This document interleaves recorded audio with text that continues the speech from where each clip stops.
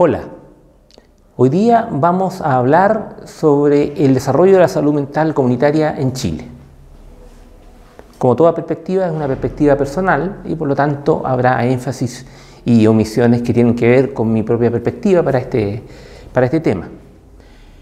Primero, contextualizar. Chile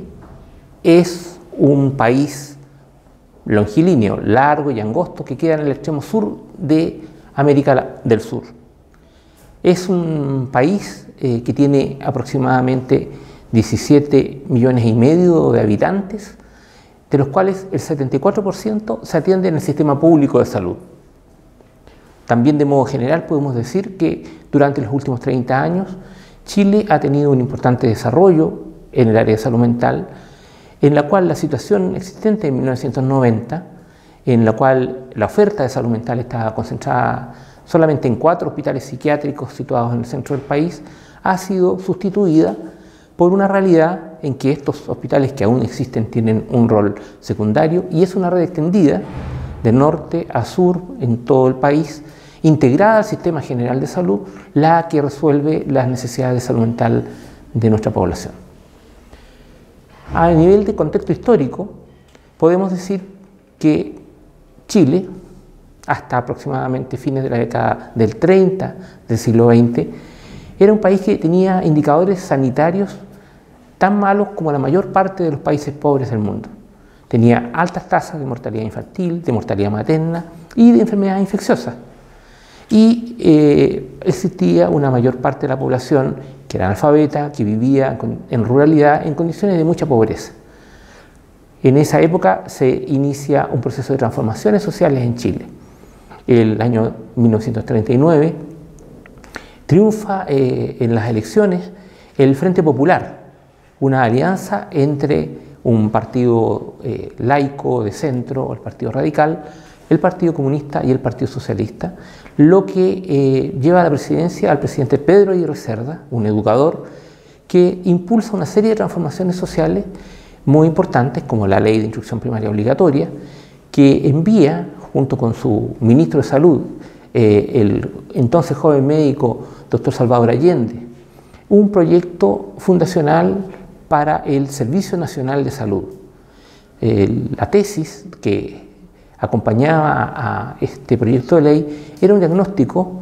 que está condensado en un libro muy célebre en Chile en los ámbitos de salud pública, que es el libro La realidad médico-social chilena, editado en 1939, cuyo autor es el doctor Salvador Allende, ministro de Salud de este gobierno. 12 años después de enviarse este proyecto al Parlamento, en 1952, es cuando se materializa la creación del Servicio Nacional de Salud, que impulsa una activa política de Estado para hacerse cargo de los problemas sanitarios de la población, extendiendo esta red de servicios que va desde la estación médico-rural, la posta rural, los consultorios rurales, los consultorios urbanos, hospitales comunitarios, como se les llama hoy día, hasta hospitales de mayor complejidad, que progresivamente va cubriendo la extensión del país y atendiendo a la población en las distintas localidades, acompañado de movimientos importantes como la Sociedad Constructora de Establecimientos Hospitalarios, que es una entidad estatal, la creación de un ciclo de destinación, que es un mecanismo por el cual el Estado da empleo a los médicos en un proceso que termina en la especialización y que incluye tanto dotar de médicos generales a los lugares alejados del país como dotar de especialistas a los principales hospitales de Santiago, la capital y las grandes ciudades. Esto va modificando, junto con otros procesos de desarrollo social y económico, la realidad médico-social del país y lleva paulatinamente a Chile a ocupar posiciones muy aventajadas dentro del ámbito de América Latina y el Caribe respecto a sus indicadores sanitarios. Llega a situarse entre los 3 países con mejores indicadores, lo que muestra logros que son claramente superiores a lo que es los que se esperarían de acuerdo a indicadores económicos como el Producto Geográfico Bruto, por ejemplo, y habla de la buena gestión que implica organizar los servicios sanitarios con esta lógica de Servicio Nacional de Salud. El presidente Allende, que gana las elecciones en 1970, después de una larga e importante trayectoria política, sigue impulsando transformaciones sociales. Y aquí lo vemos, digamos, en su acto de primer acto masivo después de haber ganado esas elecciones. Es un momento de auge de la participación ciudadana en las decisiones del país. También es un momento de mucha confrontación política en el país porque los intereses hegemónicos están seriamente amenazados. Y eso se traduce en el golpe de Estado del 11 de septiembre de 1973, en la cual las Fuerzas Armadas, en alianza con los sectores hegemónicos y con el apoyo hoy día absolutamente documentado de Estados Unidos, efectúan un cruento golpe de Estado en el país. Este golpe de Estado significa que Augusto Pinochet asume la presidencia del país progresivamente. Aquí lo podemos ver con Henry Kissinger como manifestación de ese apoyo internacional que señalaba, y eso transforma la realidad que después de algunos años las Fuerzas Armadas y Pinochet en el poder inician un proceso de transformaciones en la senda del neoliberalismo que afecta también, entre otras áreas importantes, al sistema sanitario, desarrollando un sistema privado que es lo que hoy día se traduce en que esa cobertura del sistema público de salud, que antes era amplia y generalizada en el país, llega, como les dije al principio de esta exposición, solamente al 74% en este momento. Ese 74% sigue funcionando en gran medida con una lógica que se vincula a esta tradición de Servicio Nacional de Salud, a la provisión pública de servicios, a funcionamiento en redes sanitarias territoriales que se articulan también a nivel nacional y de la cual hoy día hace parte la salud mental. Chile ha cambiado y Chile entonces hoy día es un país que está integrado al sistema capitalista internacional. El Banco Mundial tiene una opinión sobre Chile bastante favorable. También Chile es parte de la OCDE y sus indicadores son valorados por estas organizaciones. Vamos ahora a centrarnos más en el tema de esta pequeña historia del desarrollo del sistema chileno de atención en salud mental. A modo general, vamos a ver una línea de tiempo y luego vamos a ir profundizando. El modelo asilar en Chile era el modelo hegemónico hasta la década del 60 en términos pragmáticos y en términos ideológicos. Hacia fines de la década del 60 se inician procesos pioneros en la perspectiva de la psiquiatría comunitaria, de la salud mental comunitaria. El golpe de Estado interrumpe y barre con estas iniciativas prácticamente en forma completa. No obstante, una de ellas logra extender su vigencia hasta el día de hoy. En 1990, con el retorno a la democracia, se problematiza una serie de situaciones de violación de los derechos humanos, de privación de derechos, de no acceso a sistemas de apoyo para el ejercicio de derechos, y dentro de ese contexto la salud mental alcanza un importante protagonismo. Esto hace que por primera vez se asuman responsabilidades explícitas respecto a salud mental en el nivel central, en el Ministerio de Salud y en la red de servicios, y se planifica previo a que las fuerzas que han logrado derrotar a la dictadura electoralmente asuman un proceso de generar un trabajo en salud mental en esta red que junto con la experiencia inicial de los primeros años de gobierno lleva a la formulación del primer documento reconocido como Plan Nacional de Salud Mental en el año 1993 y luego continúa su desarrollo hasta un hito muy significativo que es en el año 2000, 99-2000, el surgimiento, la oficialización del instrumento más transformador que ha habido en los elementos normativos reguladores del Estado chileno respecto a salud mental, que es el Plan Nacional de Salud Mental del año 2000. En 2005, dentro de un sistema de salud que se abre a una lógica llamada el sistema de garantías explícitas de salud, en la cual tanto la población cubierta por el sistema de seguro público, este 73-74%, y el resto de la población que tiene aseguradores privados en salud, son cubiertos por estas leyes que constituyen el sistema de garantías explícitas de salud, en la cual se asegura para toda la población una cobertura en las patologías de más alta prevalencia y más alto costo, de acuerdo a guías y protocolos clínicos, a canastas de oferta tanto de prestaciones profesionales, de medicamentos y de otros elementos terapéuticos y de rehabilitación, que incluye el tema de salud mental inicialmente a través de la depresión y el primer episodio de esquizofrenia, al que luego se suman otros dos patologías que son el trastorno afectivo bipolar y los problemas de alcohol en menores de 20 años. El 2015 comienza un proceso de construcción participativa de un tercer plan de salud mental y en 2017, fines de 2017, comienzos de 2018, se oficializan estos dos instrumentos de política pública, que son el Plan Nacional de Salud Mental 2017-2025, tercer plan nacional desde el retorno a la democracia, y el modelo de gestión de la red temática de salud mental en la Red General de Salud, que son documentos complementarios, el primero más en el ámbito de la política, el segundo más en el ámbito de la operación de esta red pública que cubre todo el territorio, que está mirado como un impulso a continuar el desarrollo de la oferta de servicios en variedad, cantidad y calidad de acuerdo a un eje central, el modelo comunitario de atención en salud mental. Hablábamos de experiencias pioneras. La experiencia pionera más importante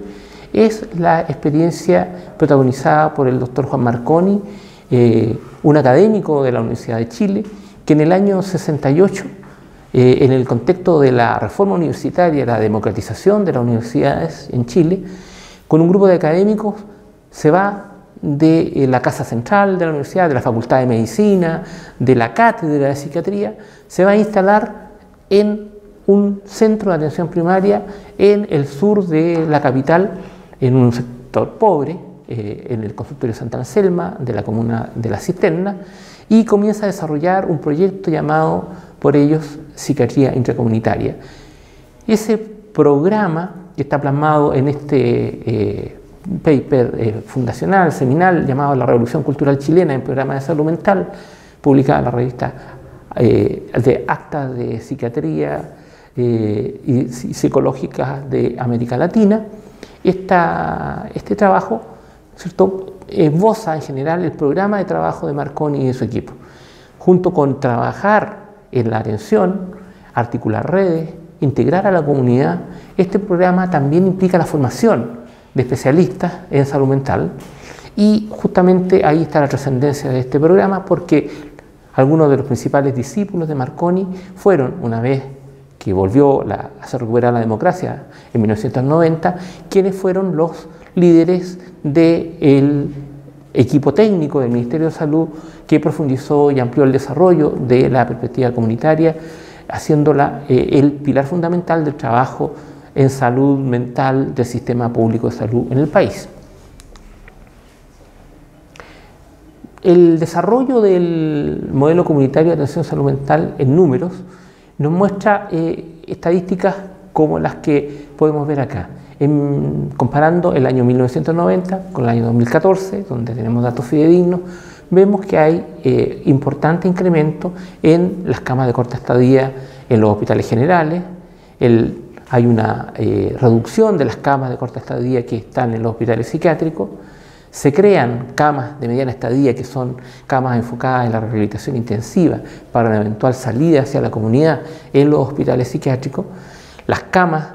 de crónicos, las camas destinadas a vivir en los hospitales psiquiátricos se reducen ostensiblemente y surge una oferta que no existía previamente, que es la de viviendas grupales comunitarias, viviendas con apoyo para favorecer el egreso desde los hospitales psiquiátricos de personas que han vivido allí largamente y que no requieren la institucionalización psiquiátrica y pueden vivir en comunidad, o para evitar que esta institucionalización se produzca. Tenemos aquí un gráfico que nos muestra la reducción de camas en hospitales psiquiátricos, que es, como se ve, muy significativa, y este gráfico ilustra un periodo que es el 90-2012. También todo este proceso va aparejado por un incremento del presupuesto para salud mental que aquí está expresado en términos de su peso porcentual respecto al presupuesto general de salud del país. Hay un momento peak que es alrededor del año 2007 y luego hay un descenso en este indicador, lo que no significa que haya menos dinero constante y sonante, pero proporcionalmente hay menos dinero dentro del presupuesto global de salud del que había en el 2007. Otros números importantes es las atenciones que se brindan a la población. Entonces ha habido un importante incremento del número de consultantes en atención primaria entre el 2004 y el 2014. Consultantes de especialidad ambulatoria también se han incrementado. Las personas ingresadas en hospitales generales y las personas ingresadas en hospitales psiquiátricos han disminuido en este periodo de tiempo, de estos 10 años que muestra este cuadro. Ha habido estrategias para favorecer la participación y asociatividad de los usuarios y familiares en el periodo 90 al 2017 que se detallan en este cuadro. Ha habido estrategias tanto en el nivel local como en el nivel nacional, con orientaciones técnicas para clubes de integración social, fondos de salud y otros sectores para apoyar iniciativas de grupos de usuarios y familiares con distribución asociada a instancias locales, incentivos financieros para que los equipos de atención primaria promuevan esta conformación de grupos de autoayuda mutua en salud mental, y también ha habido un traspaso de responsabilidades de la administración de algunas de estas residencias protegidas a grupos de familiares. A nivel nacional se ha creado instancias para que haya participación de las representantes de las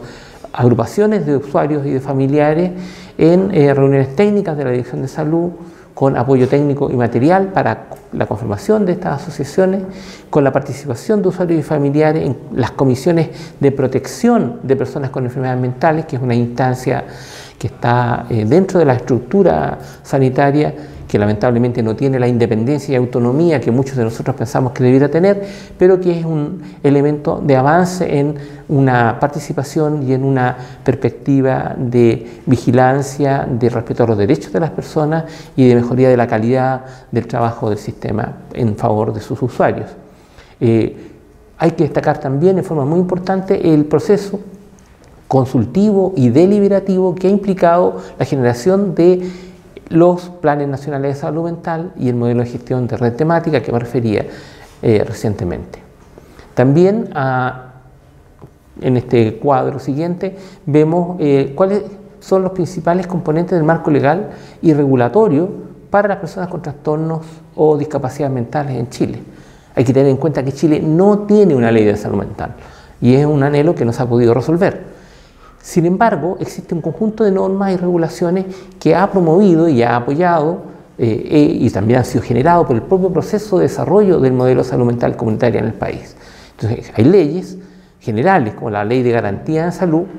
que va con esta transformación que, entre otros elementos, incorporó las garantías explícitas de salud a que me refería antes. Chile también ha suscrito la Convención sobre los Derechos de las Personas con Discapacidad, y este es un elemento importante hoy día para organizar muchas de las prácticas del Estado chileno a este respecto. Hay normas de inclusión social de personas con discapacidad a nivel de ley, y existe una ley de derechos y deberes de la atención de salud que regula los tratamientos invasivos, las hospitalizaciones involuntarias, el uso del aislamiento, la contención, y exige el consentimiento de los usuarios para muchos procedimientos. También en el área de la inclusión laboral hay normativas legales en Chile que obligan a las empresas que tienen 100 o más trabajadores a contratar al menos un 1% de personas con discapacidad en términos genéricos, no solo discapacidad psíquica, dentro de su personal. Hay decretos también del Ministerio de Salud, como el decreto que regula la creación y el funcionamiento de las comisiones regionales de protección de las personas con enfermedad mental, porque esta comisión no solo existe en el ámbito nacional, sino también está representada regionalmente, las cuales velan por los derechos de las personas. Hay normas ministeriales que regulan la hospitalización de las personas con enfermedades mentales, en qué condiciones deben hacerse, y hay normas para el funcionamiento de nuevas estructuras comunitarias como hogares protegidos, residencias protegidas y centros de salud mental comunitaria. Hay mecanismos financieros también tanto en el nivel de atención primaria como en el nivel de especialidad, que promueven activamente la incorporación y la operación en el área de salud mental en el sistema público de salud. El pago per capitado, por ejemplo, es una lógica muy importante para incorporar la salud mental y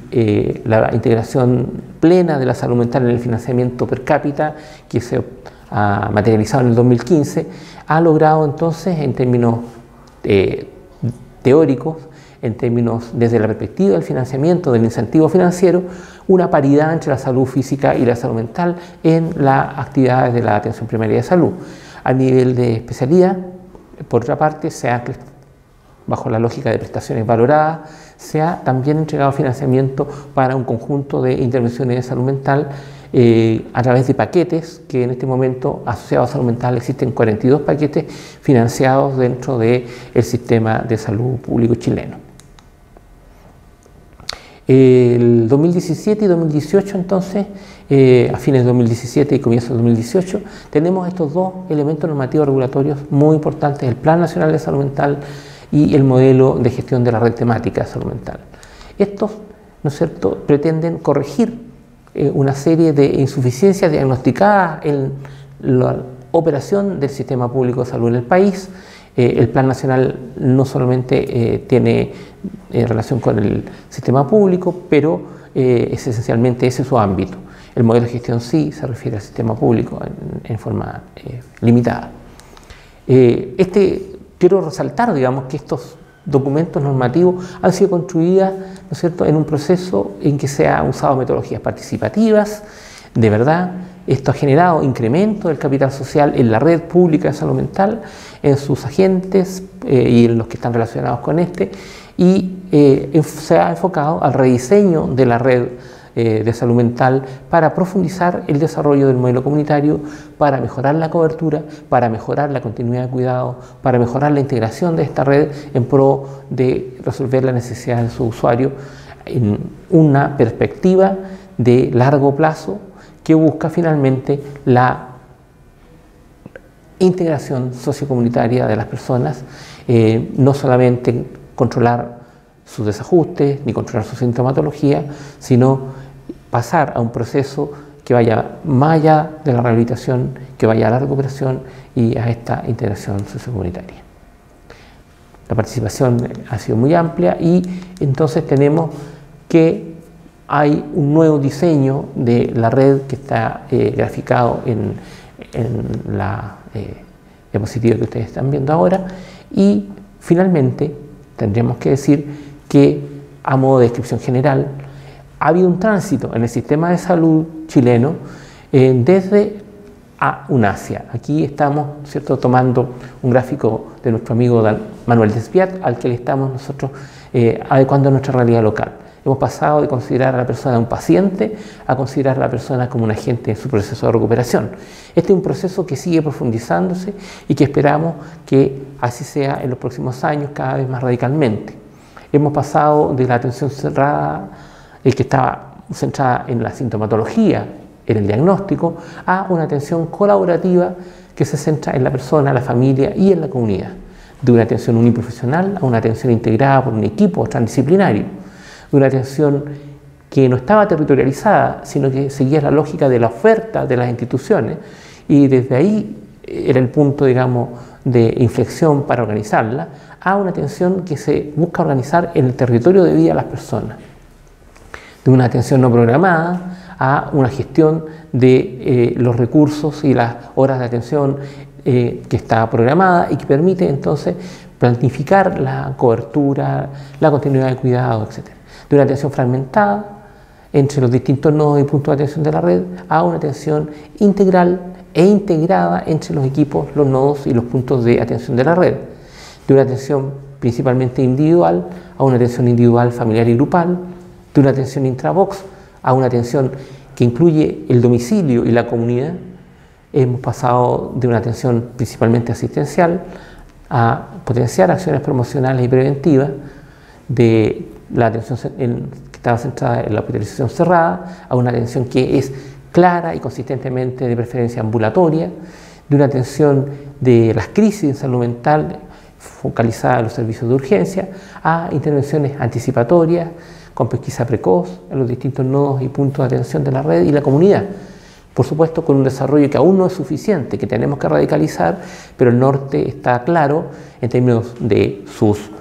fundamentos y de sus proyecciones epidemiológicas de calidad de vida sobre las personas y de respeto a los derechos y necesidades de las personas.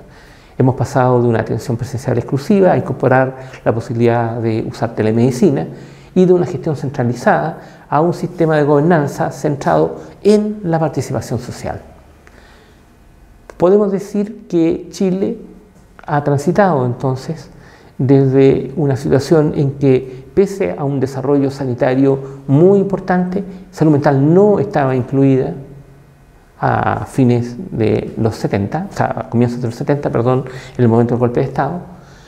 a que a partir de 1990 ha habido un desarrollo sistemático, consistente y progresivo de los servicios de salud mental basados en el modelo comunitario y que hace de Chile hoy día un país que puede contar experiencias relevantes, enseñar experiencias relevantes y seguirse alimentando de otras experiencias pioneras previas para perfeccionar este sistema. Hoy por hoy podemos decir que estamos a medio camino. No podemos de ningún modo afirmar que hoy día está incorporado en forma indefectible a la práctica del sistema sanitario chileno un enfoque suficiente, vivo, autopoyético, capaz de generarse a sí mismo en sus perfeccionamientos y en su desarrollo en el área de la salud mental. Pero